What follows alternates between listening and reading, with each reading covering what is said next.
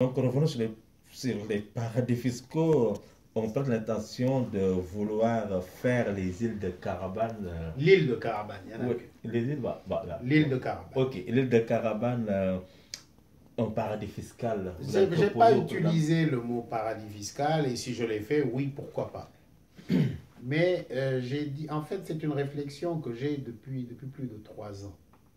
Et je travaille là-dessus avec le professeur Cassé, pour ne pas le nommer. Je n'ai pas voulu le nommer l'autre jour, mais je vous en donne la primeur. Le professeur Cassé, qui n'est pas n'importe qui, et au Sénégal et en Afrique et dans le monde, travaille avec moi et d'autres experts sur le projet depuis 3 ans. On n'a pas attendu Panama. Pourquoi? Parce qu'on se dit que d'abord, tous les pays du monde essaient d'avoir un espace de grande libéralité pour que des gens puissent optimiser leurs profits. Qu'est-ce qui se passe quand on vous dit venez investir au Sénégal? Vous allez à l'APIX, l'APIX vous dit oui, écoutez, ici, si vous investissez au Sénégal, pendant 2 ans, vous ne payerez pas d'impôts, pas du tout. La fiscalité sera moindre, on vous prendra que les taxes sous-régionales, etc. Mais c'est quoi? C'est vous inciter à venir vous installer. Je ne dis pas autre chose. Je dis que quand on regarde globalement la géographie de notre pays et quand on regarde le Sénégal, sa position vis-à-vis et par rapport au monde, au reste du monde, on se dit, j'ai sorti la conclusion que nous sommes à 3 heures d'avion du pays le plus riche d'Afrique, qui est le Nigeria. Je dis, bon, pourquoi ne pas demander, notamment aux sociétés nigérianes, de venir délocaliser leur comptabilité pour la mettre à Caravane, c'est un exemple, qui va bénéficier, je vous l'ai dit, nous allons lancer le satellite dans 3 ans, Inch'Allah, qui va bénéficier d'une connexion plus que directe au satellite que nous allons lancer pour avoir une extraordinaire connectivité et gérer la comptabilité des grandes sociétés comme Dangote, entre autres. Qu'est-ce qu'il y a de mal à ça? À partir de l'île de Caravane. Pourquoi l'île de Caravane? Parce que quand on veut, vous savez que le monde d'aujourd'hui, vous avez des gens qui prennent la retraite à 35 ans. Parce qu'ils veulent qu'il y ait une fusion entre le travail et le loisir. C'est ça la société de demain. Les gens ne vont pas faire comme nous, travaillons, on n'a jamais de loisir. Non, les gens de la génération qui va venir après vous, c'est des gens qui seront en vacances en travaillant. Or, Caravane vous donne cet espace-là, un espace paradisiaque, comme je l'ai dit dans un article que votre collègue confrère Yorodia a décrit comme étant la merveille des merveilles. Il y aura bien sûr des hôtels de très grand luxe. Il y aura, je suis même allé jusqu'à dire qu'une fois par an à Caravane, il y aura on va organiser des courses pour les véhicules solaires. Quand vous allez voir, je vous montrerai les images de Caravane, vous allez voir les mobylettes, les tricycles, même les voitures solaires qui seront en course, en compétition dans le circuit que j'ai déjà dessiné de Caravane. C'est ce qu'on appellerait de la vision. Mais écoutez, quand Cheikh Mohamed a eu sa vision de Dubaï il y a moins de 30 ans, il y a des gens qui riaient sous cap. Mais c'est la vision qui a fait qu'aujourd'hui, Dubaï est là. Comme je dis, je ne serai certainement pas là pour vivre Caravane. Mais au moins, on dira, ah, il y a un monsieur qui est architecte qui a pensé qu'effectivement, on pouvait voir l'île autrement. Et on me reproche, j'ai vu que mes amis de là sont allés, ils ont raison. Ça, oui, j'allais revenir. D'abord, c'est des gens sérieux. Parce que quand on dit des choses comme ça, c'est bien qu'ils aient envoyé des gens à Caravane. Mais les gens de Carabane, moi, je ne les ai pas contactés. Et je vais vous dire pourquoi. Comme l'a dit le ministre des Finances, ce n'est pas à un privé de décider qu'une île va être une zone franc. Ce n'est pas à moi. Moi, je donne des idées. C'est à l'État. Et je ne peux pas aller démarcher les gens de Carabane avant d'en avoir parlé avec les autorités, surtout avant d'avoir l'accord des autorités. Donc tout ça là, c'est mettre la charrue avant les bœufs. Donc oui, je revendique cette idée-là. J'ai dépensé beaucoup d'argent pour ça. Et quand vous allez voir, je ne vous le dirai pas, mais quand vous allez voir le projet, vous comprendrez que c'est une affaire très sérieuse. Maintenant, bien sûr, dans le contexte local ou mondial d'aujourd'hui, oh oui, paradis fiscal, paradis fiscal. Écoutez, il faut savoir raison garder. Ce que je revendique pour mon pays, pour ma région, pour l'île de Carabane, c'est qu'on puisse au moins réfléchir à une alternative. Parce que comme je le dis dans le livre, il faut que nous revoyions tous nos fondamentaux. La richesse du Sénégal, c'est quoi? C'est sa position géographique, c'est son climat, c'est l'intelligence de ces gens, c'est le fait que nous soyons le pays de la Teranga. Donc tout le monde veut venir au Sénégal. Pourquoi, bon sang, on me refuse le droit de réfléchir à un espace qui sera un espace de grande liberté dans le domaine de la fiscalité? Pourquoi pas? On veut être attractif. Oui, mais c'est ça le problème. Parce que il n'y a pas de problème. Il n'y a pas de problème. Quand il n'y a aucun problème, there is no problem whatsoever. Il n'y a pas de problème. Nous voulons, mais c'est ce que je vous dis, quand vous allez voir la PIX, ils vont vous dire, mais venez investir au Sénégal, vous paierez moins de taxes. Oui, c'est ce qu'on vous dit. Oui, mais le problème, quand il y a trop de libéralité, donc... mais faisons tout pour qu'il n'en ait pas trop. C'est là où je ne suis pas d'accord avec les gens. Moi, je dis, voilà, j'ai une idée. Mais que les intelligences se mettent autour de l'idée, pour voir jusqu'où il ne faut pas aller trop loin, pour voir qu'est-ce qu'on doit faire pour qu'effectivement, et je l'ai dit dans l'article, sans enfreindre les règles internationales qui régissent la fiscalité internationale, sans qu'on ait, without breaking the law. Donc ça, oui, je ne dis pas que j'ai les solutions. Je ne suis ni fiscaliste, ni je suis même pas un économiste, même si je m'occupe de la bourse. Il y a des gens qui sont formés pour ça. Ce que je leur demande, c'est de venir, qu'on se mette autour de table, qu'on voit la faisabilité de l'affaire. Et je donne même des projections de date. Je dis, supposons que d'abord, quelque chose qui ne pose aucun problème, qu'on peut démarrer dès demain, c'est d'en faire une zone franche. Ça, il n'y a personne qui puisse me l'interdire. On a déjà eu la zone franche de Dakar il y a plus de 40 ans, qui était dirigée par Famara Sagna. Pourquoi ne pas essayer déjà de faire une zone franche à Carabane? Ça, toutes les lois du monde nous permettent de le faire. Et ensuite, pourquoi ne pas essayer de faire ce que j'appelle une zone économique exclusive ou spéciale? Qu'est-ce qu'on met dans l'exclusif? Qu'est-ce qu'on met dans le spécial? Eh bien, les intelligences préparées à ça vont nous dire ce qu'il faut faire, avec les textes qu'il faut.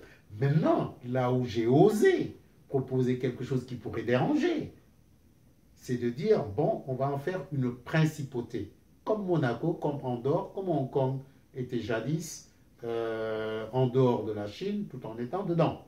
Ce que je dis, comme ils disent, deux systèmes, un seul pays. Qu'est-ce que je dis? Je dis, dans ce cas précis, le Sénégal passerait une convention avec la société de l'île de Carabane. Cette société serait une principauté pendant 222 ans. Après les 222 ans, l'île revient entièrement au Sénégal, comme il a toujours été d'ailleurs. Mais ça ne serait plus une principauté, c'est comme Hong Kong. J'ai donné l'exemple de Hong Kong. Qu'est-ce qu'il y a de mal en ça? Une petite île, attendez, un petit lopin de terrain de 54 km². Et comme j'ai dit au président, monsieur le président, je vous rassure, le grand prince de Carabane sera toujours le président de la République du Sénégal. Donc c'est quoi? C'est je ne sais pas pourquoi les intellectuels africains et sénégalais vous refusez, vous refusez la réflexion. Je n'ai demandé qu'une réflexion. Non, mais c'est pas ça. Mais qu'est-ce que le paysan donc local va gagner sur ce projet? Mais on parle au-delà du paysan local. Non. D'abord, le paysan Non, local, attendez, ne parlez pas pour lui. Le paysan Si, local, parce que- attendez, laissez-le parler Oui. lui-même, s'il vous plaît. Mhm. Le paysan local, Mhm. qui aujourd'hui, d'abord, ils sont moins de 40 ou 50, hein, Oui. je peux vous le dire, Oui. parce que j'ai été là-bas. Oui. Le paysan local, il y a 54 km², quand je vais vous montrer, vous allez voir des champs pour eux. Ils vont cultiver. Je voulais faire une unité de bissap. Et là, ce matin, je parlais avec des gens, j'ai oublié d'ailleurs les bouteilles en bas. Je vais faire du bissap bio à Carabane, dans l'île de Carabane. Ils vont faire du bissap bio pour les touristes qui seront à Carabane. Mais attendez, réfléchissez. Vous parlez non seulement il sera 1000 fois plus riche, mais le Sénégal va en bénéficier. Je vous ai dit qu'à côté, à Mikin, à 3-4 km de Carabane, il y a des eaux profondes où vous allez avoir comment on appelle ça encore, les bateaux de plaisance qui prennent 4000 personnes qui vont venir. Mais attendez, mais c'est l'utopia. Mais utopia pour qu'on puisse réfléchir. Il est clair que ça ne sera peut-être pas tout ce que j'ai dans la tête, mais si on ne faisait que 10% de ça, ce serait déjà pas mal. Parce qu'aujourd'hui, il n'y a rien là-bas. C'est ça aussi. Oui, mais la question, c'est de se poser des questions, parce que on sait bien que... Les questions, oui, mais le problème est que, ce que vous dites, on est dans l'économie intelligente et tout, et on sait que ce genre de choses, on exclut la population locale. Mais non, c'est parce qu'on n'a pas mis les réflexions. Écoutez, moi j'ai été dans des endroits Les où, mines de moi... Kédougou, on voit bien le désastre quand même. Non, mais attendez, c'est parce qu'on n'a pas fait la réflexion qu'il faut faire avant. Moi, je vous dis... Pardon? Vous n'étiez pas là-dedans? Non, alors les mines de Kédougou, non. Moi, j'étais dans les phosphates de Matam il y a 35 ans. J'ai créé, attendez, j'ai créé une société d'études, parce que c'est là aussi où le bas blesse. Les gens ne font pas les études. Une étude, c'est important quand on veut aller loin. J'ai créé, moi, avec Feu Fall, comment il s'appelle encore, qui avait la société de transport. Nous avions créé, il y a 35 ans, la société d'études des phosphates de Matam. Quand on est arrivé aux conclusions, les politiques qui étaient là, ce n'est pas ceux qui sont là aujourd'hui. Hein. Oui. Ils ont donné à un opérateur économique que je ne nommerai pas. Bon. Mais quand vous faites les études qu'il faut, nous on a les études qu'il faut. Quand j'invite les intelligences à réfléchir sur un projet comme ça, mais je n'impose rien. Je demande simplement qu'on essaie d'étudier, de voir la faisabilité de l'affaire. En étudiant la faisabilité, on voit non seulement comment ne pas exclure, mais mieux, comment intégrer pour que le paysan soit fier de ce qu'il a dit. Qu'est-ce qu'ils ont dit dans l'interview de l'AS? Ils ont dit, ah, il ne nous a pas contacté, ce qui est vrai. Oui. Mais à la fin, ils disent, ah, ce serait peut-être une bonne chose pour l'île. Mais écoutez, vous pensez que moi, je vais faire le tour du monde 40 fois en 40 ans et venir proposer des solutions qui ne soient pas positives pour les populations de Casamance? Personnellement, vous le savez, grâce à Dieu, je n'en ai pas besoin. Mais je ne peux pas voir la pauvreté qu'il y a dans nos pays et refuser de réfléchir à des modèles qui peuvent amener la richesse. Je me refuse de le faire, je ne le ferai pas, je continuerai mes réflexions. Donc, quelle est la position du président de la République? Mais non, là, écoutez, on n'en a pas parlé de manière, j'allais dire, sérieuse entre guillemets. Je lui ai simplement dit, il sait que je suis un laboratoire d'idées et que je suis par excellence, comme dirait l'autre, quelqu'un dont les idées bouillonnent. Je lui ai dit, Monsieur le Président, je travaille très sérieusement sur tel projet. Il m'a dit, Pierre, attention, tu sais bien que ce n'est pas possible.